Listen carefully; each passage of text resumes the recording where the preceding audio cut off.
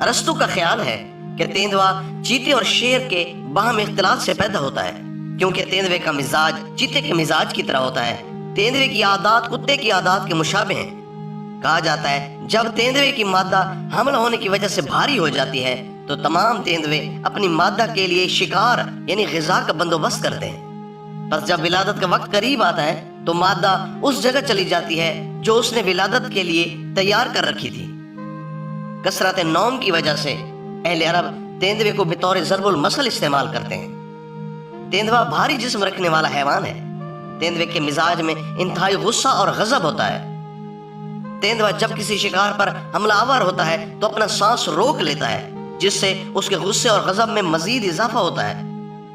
پس جب اس کا شکار اس کے ہاتھ سے نکل جائے تو انتہائی غصہ کی حالت میں واپس ہوتا ہے، اور بسا اوقات اس غصہ کی وجہ سے یہ اپنے مالک کو بھی قتل کر دیتا ہے۔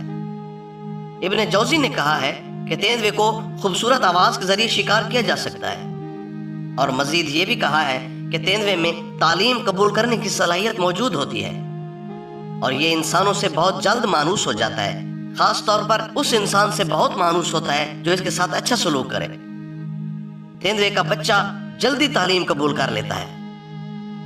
تیندوے کو سب سے پہلے جس شخص نے شکار کیا اس کا نام کلیب بن وائل ہے، اور سب سے پہلے تیندوے کو گھوڑے پر سوار کرنے والے یزید بن معاویہ بن ابو سفیان ہیں، اور تیندوے کے ساتھ سب سے زیادہ کھیلنے والے ابو مسلم خراسانی ہیں۔ شرعی حکم: تیندوے کا کھانا حرام ہے کیونکہ یہ ذی ناب یعنی درندوں میں سے ہے، نیز یہ شیر کے مشابہ ہے، لیکن شکار کرنے کے لیے تیندوے کی بیع جائز ہے۔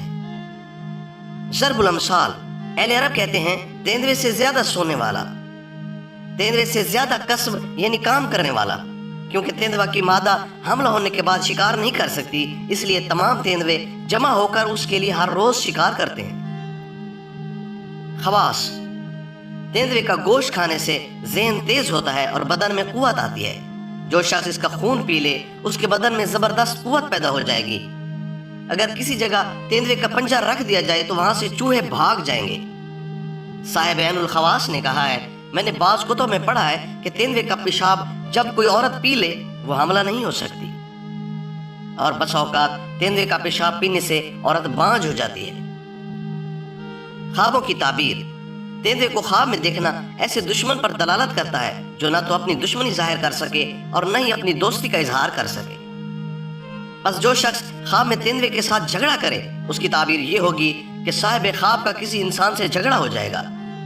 ابن مقری نے کہا ہے کہ تیندوے کو خواب میں دیکھنا عزت اور رفعت پر دلالت کرتا ہے، اور تیندوے کی دیگر تعبیریں وہی ہیں جو دیگر وحشی جانوروں کی ہیں۔